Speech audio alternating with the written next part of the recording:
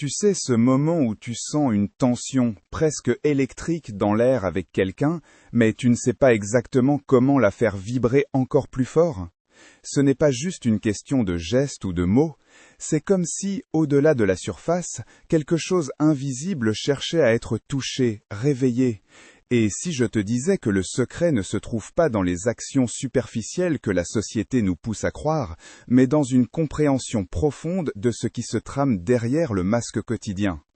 Cette idée, elle est au cœur d'un enseignement vieux d'un siècle, un enseignement qui ne parle pas directement de toucher physique ou d'attirance banale, mais de ce que cela signifie vraiment de toucher quelqu'un, là où ça compte. Imagine-toi avec Clara. Clara a 29 ans, professeure d'histoire à Lyon, passionnée par les romans du XIXe siècle et les longues balades au bord du Rhône. Un soir de janvier 2024, après un cours épuisant et une discussion animée sur Victor Hugo dans un café du Vieux-Lyon, elle rentre chez elle avec Maxime. Ce qui aurait pu être un simple moment agréable devient tout autre chose quand Maxime pose sa main sur son bras, pas pour soutenir ou rassurer, mais d'une manière qui semble lire ses pensées les plus secrètes. Et c'est là que quelque chose change. Clara ne s'y attendait pas. Ce geste banal se transforme en clé d'une porte qu'elle croyait fermée.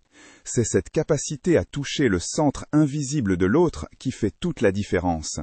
Ce que j'aimerais partager aujourd'hui va bien au-delà des conseils habituels. On va parler d'un concept psychologique fondamental qui éclaire pourquoi certains gestes nous bouleversent et pourquoi tant d'autres restent vides de sens. Parce que oui, on peut poser la main sur quelqu'un sans jamais vraiment le toucher. Carl Jung, dans son exploration des profondeurs humaines, nous invite à comprendre que chaque être humain porte en lui des archétypes, ces images universelles et ancestrales partagées par tous les humains qui résonnent avec nos expériences intérieures les plus secrètes. Parmi eux, il y a celui du soi, cette essence cachée qu'on ne montre jamais vraiment au grand jour. Et c'est précisément là que la magie opère. Quand on touche quelqu'un, ce n'est pas seulement la peau qu'on effleure, mais cette partie obscure et intime qui désire être reconnue. Je me souviens très bien d'une situation avec Léa, une designer graphique indépendante à Montpellier.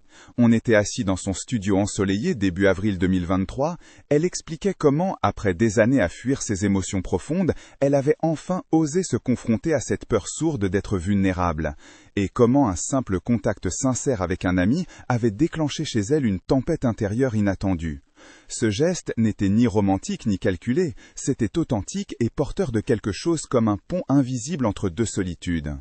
Alors, comment faire pour poser ce vrai toucher? Pour commencer à éveiller cette connexion profonde? La clé réside dans l'intention consciente et l'écoute active du corps et de l'âme de l'autre. Il ne s'agit pas simplement de dire « tiens-moi la main » ou « viens plus près ». Non, c'est plutôt comme essayer d'entendre une musique très douce dans un endroit bruyant. Il faut s'approcher doucement en respectant le rythme intérieur de l'autre.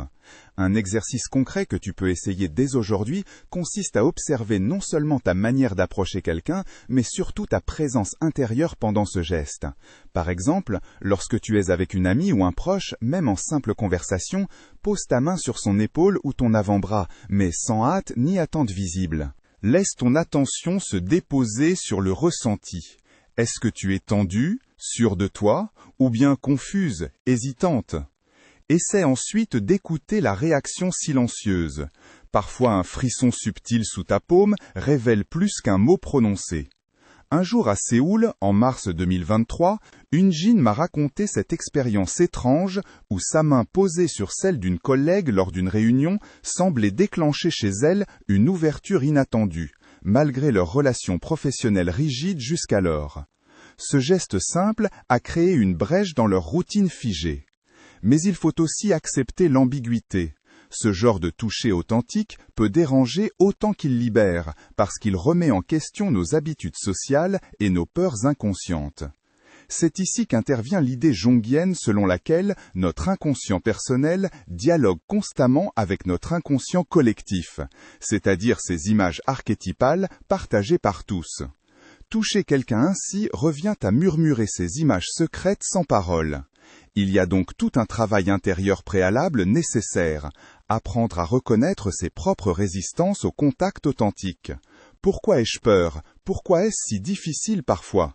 Voici donc un deuxième petit exercice utile. Avant même le contact physique, prends quelques instants seul pour fermer les yeux et imaginer ce moment futur où tu vas toucher l'autre personne. Observe les sensations corporelles qui émergent, sans chercher à les contrôler ni juger. Peut-être ressens-tu une boule dans la gorge, ou un poids sur la poitrine, ou alors une chaleur diffuse.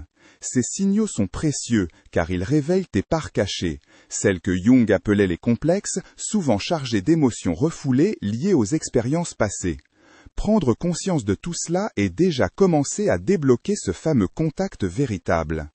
Et ça fait penser aussi à cette soirée pluvieuse au quartier du Marais fin 2023, où Sophie partageait sa frustration après plusieurs rendez-vous décevants. Elle disait ressentir comme si chaque tentative restait superficielle, presque mécanique, malgré ses efforts sincères pour être présente. On pourrait croire qu'il suffit juste d'être tactile pour réussir, mais non.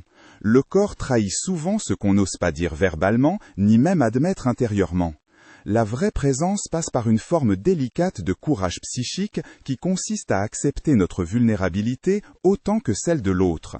En gardant cela en tête, poser sa main devient alors un acte presque sacré. C'est moins un geste extérieur qu'une invitation silencieuse vers plus d'humanité partagée. Pour conclure cette première étape ensemble, rappelle-toi que chaque contact a son propre rythme et ses limites invisibles. Respecter ses frontières est le premier signe de maturité émotionnelle. Je te propose maintenant un petit défi accessible. Lors de ta prochaine rencontre importante, ami, partenaire ou même collègue, essaye simplement ce geste choisi, sans maudire, et observe attentivement sans interpréter la réaction immédiate ni la tienne non plus. Parfois rien ne se passe, parfois tout bascule silencieusement. Et oui, ça demande patience et humilité, car on ne contrôle jamais tes échanges subtils entre âmes humaines.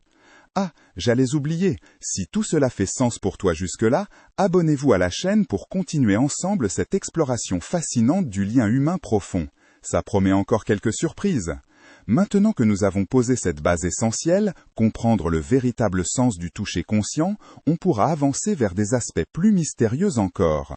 En attendant ta propre expérience et tes impressions, vraiment curieux, garde toujours présent ce regard intérieur ouvert vers toi-même avant tout autre contact extérieur. Parce qu'au fond, c'est cette alchimie entre toi et toi-même qui décide souvent si cet échange avec l'autre va vibrer intensément ou rester muet malgré tous tes efforts apparents. Et puis, parfois, le plus dur est juste commencer par oser poser la main sans savoir exactement pourquoi ni comment. Mais c'est justement là toute la beauté imprévisible des relations humaines véritables. J'étais justement en train de penser à un détail qui m'a frappé il y a quelque temps quand j'ai rencontré Julien, un cuisinier dans un bistrot du 11e arrondissement à Paris. Ce que je veux dire, c'est qu'il existe une autre dimension du contact humain qu'on oublie souvent, le toucher qui parle sans main posée. Oui, ça peut sembler paradoxal, mais reste avec moi. Julien expliquait comment, en cuisine, il ne s'agit pas seulement de manipuler les ingrédients, mais aussi de ressentir l'énergie des personnes autour de lui. Il me racontait que parfois, une simple proximité physique, rester silencieux près d'un collègue pendant une préparation, pouvait suffire à instaurer une confiance sans un mot ni un geste explicite. Cette idée rejoint ce que Jung décrivait comme la communication entre les inconscients, cette sorte de dialogue muet où les corps et les âmes s'entendent sans formule ni explication. Le contact n'est pas toujours matériel ou visible, il peut être vibratoire, presque imperceptible. J'ai tout de suite pensé à cette soirée à Lille en février 2024, où Clara, oui, encore elle, alors stressée après une journée difficile au musée où elle travaille, est restée assise à côté d'un ami sans bouger ni parler longtemps. Pourtant, elle m'a confié que ce simple fait, ne pas être laissée seule même dans le silence, avait eu plus d'impact que toutes les paroles réconfortantes qu'elle avait reçues auparavant. C'est fascinant parce qu'on tente à croire que pour toucher l'autre réellement, il faut agir physiquement. Or, parfois, juste être là suffit. Cette forme subtile d'attention silencieuse peut déverrouiller des émotions enfermées depuis longtemps. Alors voici une idée pour toi. Essaie la présence attentive et immobile avec quelqu'un que tu apprécies ou avec qui tu te sens vulnérable. Pas besoin de parler ni d'expliquer quoi que ce soit, juste rester côte à côte, partager l'espace et laisser le temps s'écouler tranquillement. Il y a quelque chose dans cette immobilité partagée qui apaise et rapproche vraiment. Tu peux t'asseoir sur un banc dans un parc ou simplement rester debout côte à côte en regardant un paysage. L'important est d'être attentif non pas aux distractions extérieures, mais au fait même de la présence mutuelle. Je me souviens d'une fois où j'ai essayé cela avec mon amie Jeanne au parc des Buttes-Chaumont à Paris. On était toutes les deux fatiguées et désarmées face au tumulte du quotidien. On n'a presque rien dit pendant 20 minutes, et pourtant ce silence chargé semblait mieux nous comprendre que 1000 mots. Ce genre de contact invite à lâcher prise sur nos attentes habituelles vis-à-vis des interactions humaines. Tu sais, ce réflexe de vouloir toujours combler le vide par la parole ou le mouvement. Parfois, ce besoin traduit juste notre peur inconsciente d'être confronté au silence intérieur autant qu'à celui de l'autre. Si tu te demandes pourquoi ça fonctionne si bien, c'est parce qu'ici on touche indirectement la confiance fondamentale entre êtres humains, cette confiance qu'on n'a pas toujours l'occasion d'expérimenter pleinement dans nos vies pressées et connectées aux écrans. Juste pour souligner l'ironie, malgré tous nos moyens modernes pour communiquer, textos, appels vidéo, réseaux sociaux, on semble avoir perdu cet art simple mais profond d'habiter ensemble le même espace en silence partagé. C'est drôle, non ? Comme si la technologie nous rendait étrangers au langage muet du corps et du cœur. Bref, si tu acceptes ce défi de présence silencieuse aujourd'hui ou demain, observe ensuite comment toi et l'autre ressentez ce moment. Y a-t-il un apaisement particulier, une sensation étrange, ou peut-être rien du tout? Parfois, rien ne se passe immédiatement, mais c'est justement là tout le mystère des échanges humains authentiques. Ils ne répondent pas toujours à nos attentes conscientes, mais travaillent souvent en profondeur sans bruit apparent. Maintenant que tu as cette nouvelle clé en main, ne rien faire sauf exister ensemble, on peut explorer une autre facette fascinante du toucher réel, celle qui implique le langage du regard couplé au geste. Je sais que ça paraît évident au premier abord, pourtant beaucoup sous-estiment combien un regard prolongé accompagne ou amplifie intensément la portée d'un simple contact physique. C'est comme si deux canaux invisibles se croisaient simultanément, celui du toucher manuel et celui du regard profond, créant alors une synergie puissante difficile à décrire autrement qu'en parlant d'alchimie humaine. Une anecdote m'amène directement là-dessus.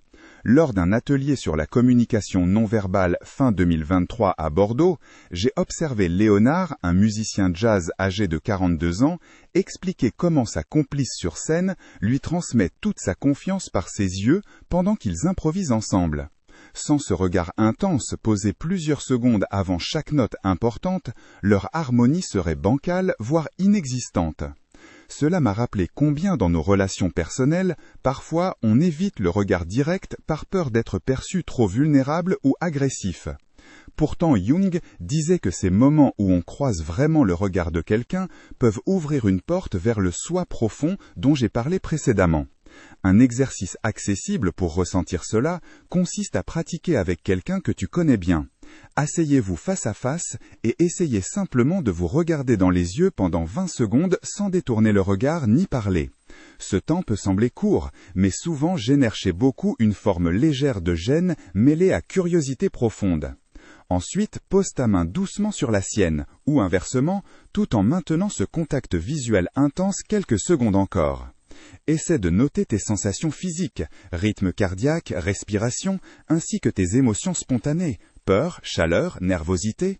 Le but ici est précisément d'apprendre peu à peu cette capacité rare mais précieuse, être pleinement présent dans cet échange sensoriel complet où regard et toucher fusionnent pour créer un espace intime authentique entre deux êtres humains distincts mais profondément reliés. Je me souviens aussi comment Claire, une psychologue travaillant avec des enfants autistes près de Toulouse début 2024, m'a expliqué utiliser cette technique subtile lors des séances pour aider ces jeunes patients à sortir doucement de leur isolement affectif. Le simple fait qu'elle maintienne son regard quelques instants avant de poser délicatement sa main faisait naître chez eux des réactions inattendues, sourires timides, voire éclats spontanés, signes tangibles d'une connexion nouvelle malgré leurs difficultés relationnelles majeures. Je me souviens aussi comment Claire, une psychologue travaillant avec des enfants autistes près de Toulouse début 2024, m'a expliqué utiliser cette technique subtile lors des séances pour aider ces jeunes patients à sortir doucement de leur isolement affectif. Le simple fait qu'elle maintienne son regard quelques instants avant de poser délicatement sa main faisait naître chez eux des réactions inattendues, sourires timides, voire éclats spontanés, signes tangibles d'une connexion nouvelle malgré leurs difficultés relationnelles majeures. Je me souviens aussi comment Claire, une psychologue travaillant avec des enfants autistes près de Toulouse début 2024, m'a expliqué utiliser cette technique subtile lors des séances pour aider ces jeunes patients à sortir doucement de leur isolement affectif. Le simple fait qu'elle maintienne son regard quelques instants avant de poser délicatement sa main faisait naître chez eux des réactions inattendues, sourires timides, voire éclats spontanés, signes tangibles d'une connexion nouvelle malgré leurs difficultés relationnelles majeures. Tu vois donc ici se dessiner un nouveau niveau dans ta manière toucher quelqu'un vraiment. C'est une invitation lancée simultanément par deux canaux sensoriels complémentaires, capables ensemble d'atteindre ces zones cachées, souvent inaccessibles autrement. Pas mal, hein ? Et comme toute nouvelle pratique qui vient bousculer nos habitudes rassurantes ou dérangeantes selon, je t'encourage vivement à expérimenter cela progressivement pour intégrer ces sensations subtiles sans pression ni jugement excessif sur tes résultats immédiats. Ah oui, si jamais tu veux pousser plus loin cette exploration tactile et regard intense, là aussi j'ai concocté quelque chose qui pourrait t'accompagner discrètement. Mais pas maintenant, hein, on garde ça pour plus tard, émoticône clignant de l'œil. En attendant, je suis curieux. Est-ce que tu as déjà remarqué comment certains regards appuyés te mettent instantanément mal ou bien te font fondre ? Raconte-moi ça en commentaire si tu veux. C'est toujours fascinant ces petites anecdotes imprévues qui éclairent notre compréhension humaine commune. Alors voilà, après avoir appris ensemble comment poser sa main avec conscience, puis simplement être présent silencieusement, puis enfin mêler regard fixe et toucher doux, quelle porte s'ouvre désormais devant toi ? Peut-être celle où ton rapport aux autres cesse petit à petit d'être factice ou superficiel, celle où chaque geste devient vecteur sincère vers plus de vérité intérieure partagée, celle enfin où tu deviens acteur conscient plutôt que spectateur désarmé de tes relations affectives. Je sais, ce n'est pas simple tous les jours, et tant mieux, mais c'est passionnant comme cheminement humain singulier auquel chacun peut contribuer jour après jour. Bref, je laisse là ces idées ouvertes pour aujourd'hui, car elles méritent chacune réflexion approfondie, plutôt qu'une accumulation rapide, surtout si l'on veut réellement transformer nos façons d'être avec autrui durablement et avec amour vrai plutôt qu'illusion fugace. Alors prends ton temps pour intégrer ça tranquillement, et si jamais tu souhaites continuer cette aventure ensemble, abonne-toi. Ça sera plus facile parfois quand on avance accompagné. Je te retrouve très vite pour poursuivre ce dialogue étonnant entre corps et âme dans notre prochain échange. D'ici là, prends soin de cette part sensible en toi qui aspire tant parfois juste à être touchée, vraiment, au-delà des gestes mécaniques ou superficiels. Ça vaut bien quelques secondes passées simplement à écouter son propre cœur battre doucement contre sa peau avant même celle de quelqu'un d'autre. À bientôt donc, et dis-moi tout ça quand tu veux. Je me souviens d'un soir d'avril 2024, au cœur du quartier Saint-Germain-des-Prés, où je me suis retrouvé face à une situation qui bouleversa complètement ma compréhension du contact humain. J'étais dans un petit café, un de ceux où les lumières tamisées se mêlent aux effluves du café fraîchement moulu et au murmure des conversations feutrées. Là, une amie de longue date, Camille, une danseuse contemporaine passionnée par l'expression corporelle, m'a parlé d'un phénomène étrange qu'elle avait expérimenté lors d'une répétition. Elle m'a raconté que pendant un exercice de duo avec son partenaire, celui-ci avait commencé à effleurer son dos, non pas avec une intention quelconque, mais en suivant un rythme qui semblait parfaitement calé sur la respiration profonde de Camille. Ce toucher synchronisé ne cherchait pas simplement à émouvoir ou apaiser, il révélait une sorte de battement partagé, un alignement subtil entre deux corps qui dépassaient la simple présence physique. C'était comme si leur corps s'était mis à parler une langue secrète, à dialoguer sans mots ni gestes superflus. Cette idée m'a frappé parce qu'elle ouvre une dimension souvent négligée dans notre rapport tactile, celle du rythme partagé. Toucher quelqu'un en harmonie avec son propre tempo interne peut créer un sentiment d'accord profond, presque hypnotique. Une connexion où le temps lui-même semble se suspendre. Ce concept est lié à ce que Jung évoquait indirectement lorsqu'il parlait des synchronies, ces coïncidences significatives qui ne s'expliquent pas par la causalité simple, mais par une résonance mystérieuse entre événements et psyché. Ici, le toucher devient vecteur d'une synchronie corporelle, révélant que nos corps sont capables de s'ajuster l'un à l'autre au-delà des mots. Pour rendre cela concret et accessible, je te propose un exercice simple mais puissant. Lors d'une prochaine rencontre avec quelqu'un que tu apprécies profondément, commence par observer son rythme naturel, sa respiration, ses mouvements involontaires. Puis, essaie doucement d'adapter ton propre toucher pour le suivre. Tu peux poser ta main sur son épaule ou sur son bras et bouger lentement en accord avec ce rythme perçu. Ce n'est pas toujours évident au premier essai, car il faut beaucoup de sensibilité et de patience. On risque vite de se précipiter ou de projeter nos propres attentes. Mais justement, cette lenteur consciente est la clé. Elle invite à abandonner le contrôle pour laisser émerger cette danse invisible entre deux êtres. Je me rappelle encore comment cette pratique a transformé un moment banal en Paris en une expérience presque mystique pour mon ami Camille et moi-même. Juste quelques minutes où le tumulte extérieur s'effaçait complètement sous l'effet apaisant de ce partage rythmé. Maintenant, si tu souhaites vraiment intégrer cette approche dans ta manière de toucher les autres et peut-être même toi-même, car oui, n'oublions pas que le toucher le plus important reste celui qu'on s'accorde, je t'encourage à expérimenter régulièrement cette synchronisation douce et respectueuse. Laisse-toi surprendre par ce que ton corps va te révéler sur la capacité du contact à transcender les mots et les intentions conscientes. Il y a là un potentiel immense pour nourrir des relations plus authentiques et riches en nuances subtiles souvent ignorées.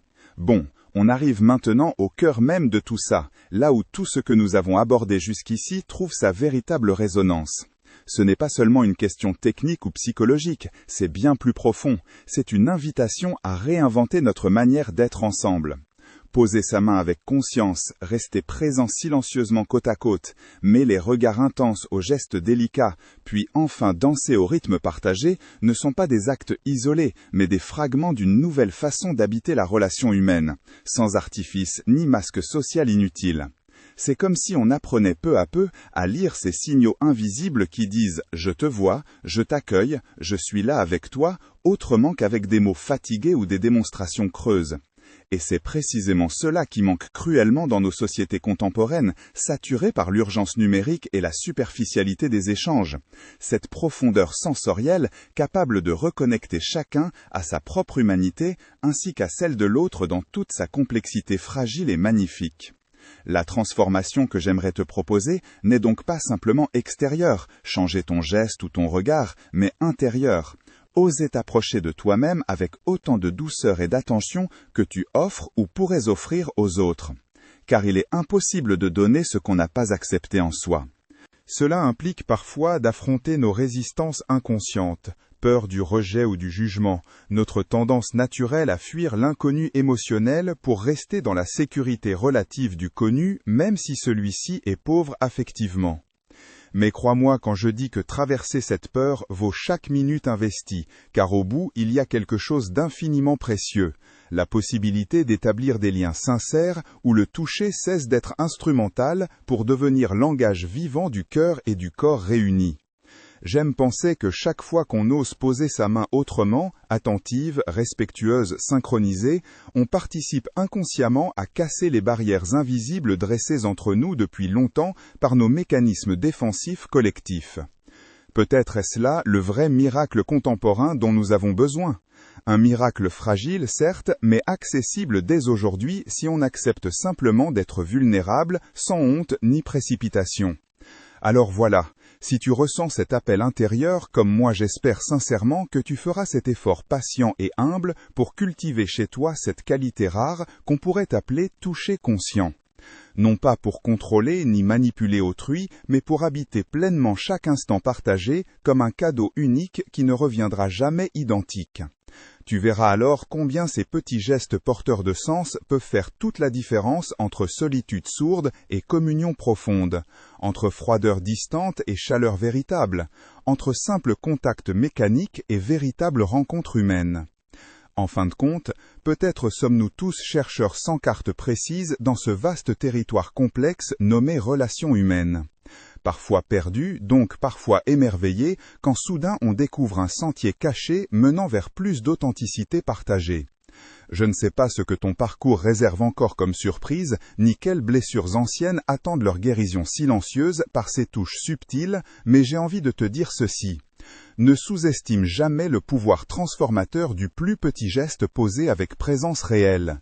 Ne minimise jamais l'impact durable qu'une main tendue sincèrement peut produire sur quelqu'un en quête elle aussi de vérité simple. Car après tout, le grand défi humain n'est-il pas justement celui-ci? Apprendre chaque jour non seulement à se laisser toucher vraiment, mais surtout à toucher véritablement ceux qui croisent notre chemin, sans peur, sans hâte, avec toute l'humilité nécessaire pour accueillir pleinement la complexité infinie d'un autre être humain. C'est là toute la richesse insoupçonnée qui nous attend derrière ce geste apparemment si simple. Poser la main autrement, c'est offrir une part vivante de soi-même aux mystères insondables du lien humain profond. Alors, je te laisse sur cette pensée ouverte, avec cet élan fragile mais puissant, à toi maintenant de faire vibrer cet espace intime invisible autour de toi, une main posée après l'autre, un regard partagé après l'autre, et peut-être, juste peut-être, quelques âmes silencieuses trouveront enfin leur écho vrai dans cette étrange alchimie appelée rencontre humaine authentique. Prends soin, et merci surtout.